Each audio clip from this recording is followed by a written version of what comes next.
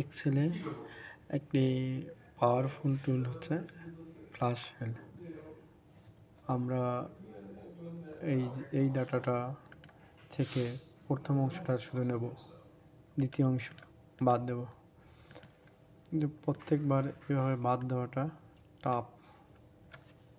Control আর এইটুকু অংশ delete করলাম। এরপর এখন পুরো অংশটা সিলেক্ট করে ফ্ল্যাশ ফিল করব। তারপরে কিবোর্ড থেকে কন্ট্রোল ই, ফ্ল্যাশ ফিল হয়ে গেল। এখন এটা কেটে দেবো।